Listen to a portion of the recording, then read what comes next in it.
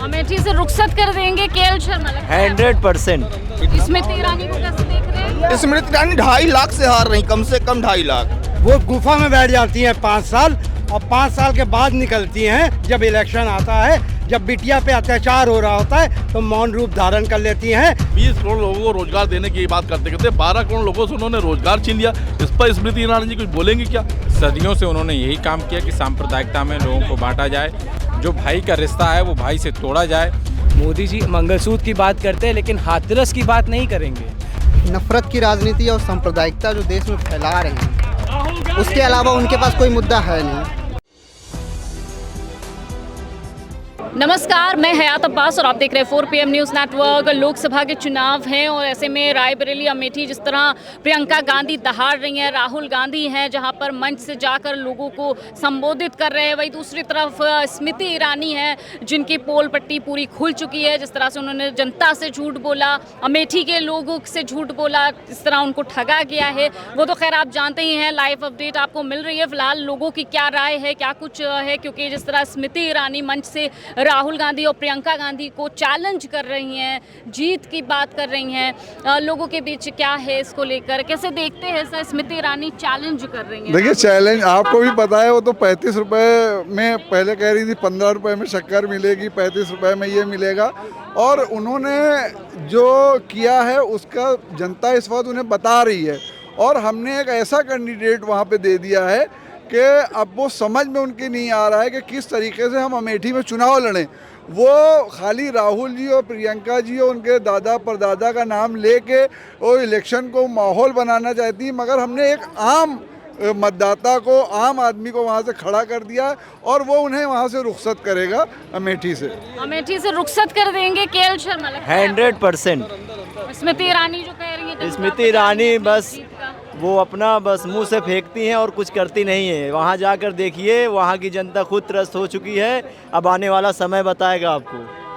क्या क्या कहना है आपका? जिस तरह राहुल गांधी इसमें राहुल गांधी हैं और प्रियंका गांधी हैं, जा रहे लोगों के बीच नुक्कड़ सभाएं कर रहे हैं, क्या माहौल लग रहा है? देखिए, ये जन जन की बात कर रहे हैं, स्मृति ईरानी की बात कर रहे हैं। वो इसका नाम स्मृति ईरानी नहीं है, गुफा रानी है।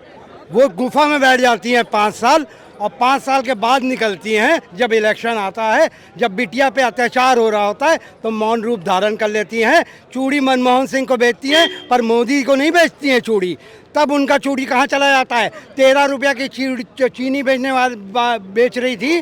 बाद में उन्होंने, मोदी जी ने उनको दिया शक्कर। हमारा शक्कर काट के, जो फूड सिक्योरिटी एक्ट में हमको कांग्रेस देती थी, वो शक्कर काट के स्मृति ईरानी को दिया कि आप बेचिए। पर स्मृति ईरानी वो 13 रुपये में चीनी नहीं बेची। वो जो बचा है पैसा, उसका वो घर बना लिया अमेठी में और गरीबों को 13 रुपये में चीनी नहीं दी है। चलिए और लोगों से भी सवाल कर लेते हैं, और लोग हैं। अमेठी की बात करूंगी, स्मृति ईरानी की बात करूंगी, खासकर जनसभाएं वो भी कर रही हैं, राहुल प्रियंका को चैलेंज कर रही हैं मंच से, कैसे देख रहे हैं? नहीं, स्मृति ईरानी जी को बताना चाहिए कि इन 5 वर्षों में अपनी अट्टालिका के अलावा उन्होंने अमेठी में एक भी विकास कार्य किया हो तो बता दें। जो विकास कार्य अमेठी में पिछले 20 सालों से हुए, उन्हें लगातार बंद कराने के अलावा कोई काम किया हो तो बता दें। एक विकास कार्य तो बता सकती है। और हम स्मृति ईरानी से हम पूछना चाहते हैं, उनके देश के प्रधानमंत्री ने देश के नौजवानों से 20 करोड़ रोजगार का वादा किया था, बुलेट ट्रेन का वादा किया था, 100 स्मार्ट सिटी का वादा किया था। क्या एक भी स्मार्ट सिटी के नाम बता सकती हैं? बुलेट ट्रेन कहाँ से कहाँ चल रही बता सकती हैं? 20 करोड़ लोगों को रोजगार देने की बात करते करते 12 करोड़ लोगों से उन्होंने रोजगार छीन लिया। इस पर स्मृति ईरानी जी कुछ बोलेंगे क्या? क्या कहना चाहेंगे स्मृति ईरानी को लेकर? स्मृति ईरानी हार रही है। स्मृति ईरानी चुनाव हार रही हैं। चुनाव हार रही है जी बिल्कुल। वो तो खूब चैलेंज कर रही हैं, बोल रही हैं फिर। अरे उनका चैलेंज 4 तारीख को दिख जाएगा। और मोदी जी जो 400 पार का नारा दे रहे हैं, वो अब नारा नहीं दे रहे, बंद कर दिया उन्हीं ने नारा देना। पहले दे रहे थे, अब खुद नहीं दे रहे नारा। कह दिया 180 सीटें आएंगी तो आएंगी। किसकी? भारतीय जनता पार्टी की। अच्छा जी, एनडीए की जी 180 बस लास्ट 180 है, इससे कम हो सकती है। किसका माहौल है, क्या लग रहा है? माहौल इंडिया गठबंधन का है। इंडिया गठबंधन का। स्मृति ईरानी को कैसे देख रहे हैं? स्मृति ईरानी 2.5 लाख से हार रही, कम से कम 2.5 लाख। वो तो अपनी जीत का परचम काट देंगे। अरे उनके खिलाफ वो बंदा चुनाव लड़ रहा जो गांधी परिवार को हमेशा जिताता है। एक महिला है स्मृति ईरानी को कैसे देखती हैं? जी स्मृति ईरानी जी, जब हमारे यहाँ सिलेंडर 400 रुपये का था मात्र, तो वो हमारे घर की महिलाओं को ले जाके फुटपाथ पे खड़ी हो गई। अब जब सिलेंडर 900 1000 रुपये का आ रहा है तो स्मृति ईरानी जी क्यों नहीं रोड पे आ रही? इस बात का जवाब दे। जो इतनी महंगाई आ रही है तो उनको अब नहीं दिख रहा है महंगाई कम होगी? कब कम होगी? पेट्रोल महंगा हो रहा है, डीजल महंगा हो रहा है और सिलेंडर महंगा हो रहा है। हम लोग तो कर्जे में दबे जा रहे हैं। जी बताइए, क्या मानना है आपका इस बार चुनाव को लेकर? इस बार चुनाव में एक बात क्लियर है कि राहुल गांधी जी और पूरा इंडिया गठबंधन, इनकी जो संविधान को बिगाड़ने की लड़ाई है, जो बेरोजगारी बढ़ाने की लड़ाई है, जो औरतों पे अत्याचार हो रहा है। मोदी जी मंगलसूत्र की बात करते हैं लेकिन हाथरस की बात नहीं करेंगे। मोदी जी बृजभूषण के खिलाफ जो महिला पहलवानों ने वो इंकलाब किया उसकी बात नहीं करेंगे, लेकिन जब यही महिला पहलवान मेडल लेके आई थी तो उनको डिनर पे बुला लिया था। ये मोदी जी का राष्ट्रवाद है। राष्ट्रवाद इनके लिए इनका पार्टीवाद है, इनका गठबंधनवाद है। और इस बार नफरत के बाजार में मोहब्बत की दुकान खुलेगी। इस बार राहुल गांधी जी की सरकार बनेगी। ईरानी को लेकर मेरा सवाल है, क्योंकि लगातार वो चैलेंज कर रही हैं प्रियंका गांधी और राहुल गांधी को, और जिस तरह से रायबरेली में जनसभाएं कर रही हैं प्रियंका गांधी, कैसे देख रहे हैं सब? देखिए, रायबरेली में जो आए राहुल गांधी जीतने वाले हैं, इससे लोग बौखलाए हुए हैं। वो लोग नफरत की राजनीति और सांप्रदायिकता जो देश में फैला रहे हैं, उसके अलावा उनके पास कोई मुद्दा है नहीं। राहुल गांधी 95% लोग दलित, पिछड़े, आदिवासी और महिलाओं, अल्पसंख्यकों की बात करते हैं। उसी राजनीति को आगे बढ़ाते हुए उनकी जो न्याय पत्र आया, आपने देखा, रोजगार की बात है, और उन लोगों के पास ये सब मुद्दे उठाने का कोई वो नहीं है और नफरत चल नहीं रही है। सांप्रदायिकता हिंदू मुस्लिम करते वो लोग थक चुके हैं। राहुल गांधी ने अपना जो लोकसभा क्षेत्र जब बदला तो उनके पास अब कोई मुद्दा ही नहीं बचा है। नफरत तो चल नहीं रही है। एक स्मृति ईरानी के जो सामने थे राहुल गांधी, वही एक शोहरत थी उनकी कि इनके सामने लड़ती थी और हरा देती थी।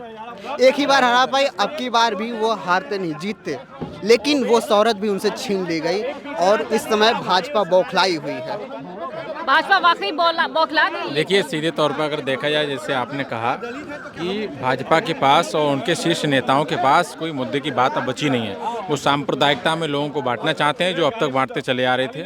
सदियों से उन्होंने यही काम किया कि सांप्रदायिकता में लोगों को बांटा जाए, जो भाई का रिश्ता है वो भाई से तोड़ा जाए, और जो एक देश में अखंडता का जो रिश्ता है उसको कैसे उसका खंडन किया जाए, कैसे उसको बिल्कुल खत्म किया जाए, वही भारतीय जनता पार्टी की जो है नीति है। लेकिन आज कांग्रेस की तरफ से जो राहुल गांधी जी ने एक उभरता हुआ एक चेहरा जो सामने आया, राहुल गांधी जिसका नाम है, उसने इस सांप्रदायिकता की जो जहर था, सांप्रदायिकता का जो जहर था, उसको खत्म कर दिया है। मोहब्बत की दुकान में ये सांप्रदायिकता बिल्कुल जो है नेस्तनाबूद हो चुकी है और बिल्कुल ख़त्म हो चुकी है। राहुल गांधी अपने मैनिफेस्टो में 30 लाख नौकरियों की बात करते हैं और वो एक डेट भी घोषित करते हैं कि इस देश के युवाओं को सरकार बनने के बाद में हम 30 लाख नौकरियां जो है देंगे।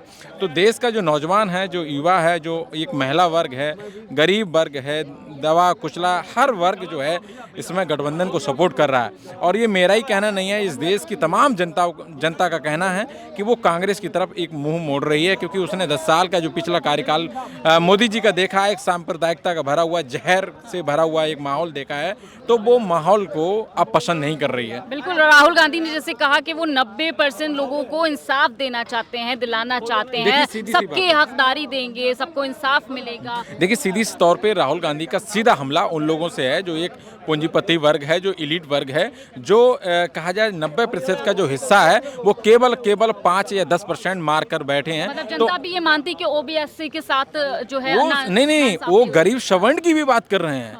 राहुल गांधी गरीब सवर्ण की भी बात कर रहे हैं, एससी की बात कर रहे हैं, ओबीसी की बात कर रहे हैं, एसटी की भी बात कर रहे हैं, माइनॉरिटी की भी बात कर रहे हैं, और जो गरीब सवर्ण है वो उसकी भी बात कर रहे हैं। कहने का मतलब ये है कि जो एक एलीट वर्ग है, पूंजीपति वर्ग है, वो कुछ मतलब कहा जाए तो चंद लोग एक बड़े संसाधन पर कब्जा किए बैठे हैं उनको हटाना है। ये राहुल गांधी जी बार बार इस बात को अपने भाषणों में, अपने मंचों पर ये बात कह रहे हैं कि जो कुछ लोग हैं वो बड़ी संख्या में जो है बड़े संसाधनों पर कब्जा किए बैठे हैं, उसको खत्म करना है सबसे। बिल्कुल बिल्कुल। तो स्मृति ईरानी को लेकर क्या कुछ माहौल है? जिस तरह से चैलेंजेस कर रही है, लेकिन जनता जागरूक है, जनता समझदार है, वोट से अन्याय को न्याय में बदलेगी। कैमरा पर्सन सत्यनारायण के साथ मैं हयात अब्बास, 4PM न्यूज़ नेटवर्क।